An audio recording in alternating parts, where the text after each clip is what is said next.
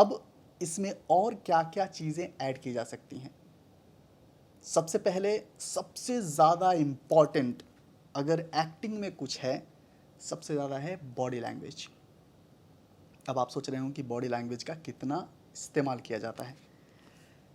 On an average real life में हर इंसान अपने बॉडी लैंग्वेज का 60 to 70% यूज़ करता है। इन शॉर्ट, बॉडी लैंग्वेज के बारे में अगर आपको कहूँ तो सर से लेके पैर तक, अगर आपके किसी भी बॉडी पार्ट के हरकत से अगर मुझे या फिर सामने वाले को कंप्लीट मैसेज मिले, अगर मैं आपको बोलूं कि सिर्फ मैंने आंखों का इशारा किया, तो आपको लगेगा कि पूछ रहा है कैसे हो।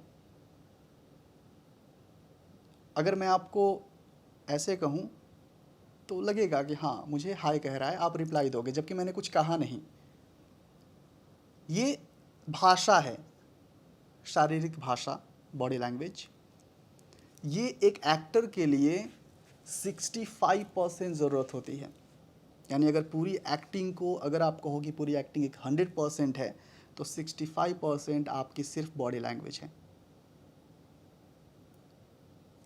इसको समझने के लिए आप चार्ली चैपलिन की मूवीज़ देख सकते हैं जिसमें कोई डायलॉग नहीं होता, या फिर बर्फ़ी मूवी देख सकते हैं, उसमें कोई डायलॉग नहीं है लेकिन चीज़ें समझ में आती हैं और कंप्लीट मैसेज, आपको एंटरटेनमेंट भी मिलेगा।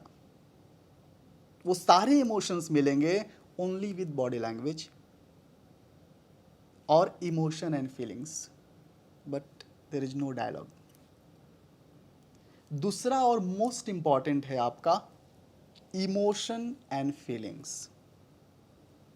ये भी सबसे, मतलब अगर बॉडी लैंग्वेज के बाद किसी चीज़ की ज़रूरत है, वो है आपके इमोशंस एंड फीलिंग्स की।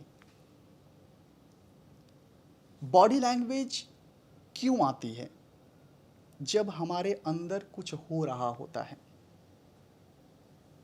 अगर मैं आज खुश हूँ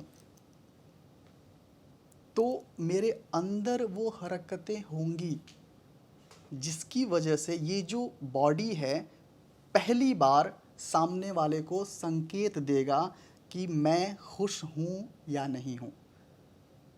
कभी आपको लगता है कि कोई इंसान आपको देखते ही समझ जाता है कि उदास हो क्या, या फिर कोई टेंशन है? ये बातें कोई क्यों कहता है आपसे? वजह यही है कि वो समझ जाता है कि आपकी बॉडी की जो अंदर में इमोशंस हैं, उस इमोशन के साथ आपकी बॉडी का जो कनेक्शन है और उससे जो मैसेज जा रहा है वो इंसान समझ पाता है। यानी second most important is emotions and feelings. ये एक बहुत बड़ा चैप्टर है जिसे हर एक एक्टर को बहुत बारीकी से समझना चाहिए। अगर इमोशंस को समझने के लिए अगर मैं आपको कहूँ कि ये, आप एक एग्जांपल मैं आपको अभी दिखा रहा हूँ जिसमें ये पूरा एक सीन है। इस सीन के अंदर सिचुएशन ये है, आप देख पा रहे होंगे कि ये सिचुएशन है जिसमें एक लड़के की गर्लफ्रेंड की डेथ हो चुकी है। वो लिटरली फूट फूट के रो रहा है, लेकिन उसके माइंड में ये भी है कि कैमरा भी है, कैमरे के सामने वो सारी एक्टिविटी कर रहा है। उन चीज़ों को वो किस तरीके से मॉड्यूलेट कर रहा है, क्योंकि उसको, उसके माइंड में ये भी ख्याल है कि वो एक्ट कर रहा है, बट अच्छी भी लगे, सच्ची भी लगे और बिलीवेबल भी हो, इसके लिए उन सारी एक्टिविटी पे उसका फोकस भी रहता है। अभी लड़का जो रो रहा है उसका हाथ किस तरीके से उठेगा और लड़की का जो ब्लड हाथ में लगा हुआ है, उसके, लड़की के जो सर पे ब्लड है जब लड़के के हाथ में जाता है तो वो रो रहा है, बट इसका ख्याल है कि मेरा कैमरे में फेस ना कटे, मैं कैमरे में मेरा जो इमोशन है वो पूरा आए, इसके लिए हाथ उठाने के बाद भी वो जब ब्लड को देख रहा है तब भी वो इमोशन में है। और फिर उस इमोशन को एक्सट्रीम तक ले जाने के लिए उसने ज़ोर से रोया।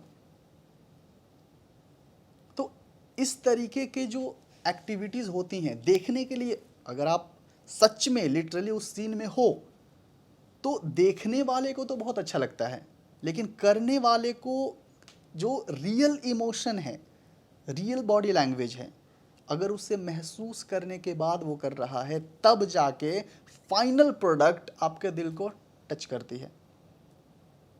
अदरवाइज आप कितना भी एक्टिंग कर लो किसी ऑडियंस, क्योंकि देखो आप फाइनल प्रोडक्ट, अगर मैं कुछ बोल रहा हूँ आपको अगर समझ में नहीं आ रही है या फिर आप इंटरटेन नहीं हो रहे हैं, एक मूवी बनाने के पीछे बहुत सारा मेहनत लगता है, लेकिन आपके और मेरे जैसे जो ऑडियंस है, अच्छा नहीं है मूवी यार, क्या घटिया मूवी बनाए हैं, बट उस इंसान की कितनी मेहनत लगी है इसके ऊपर किसी की फोकस नहीं होती।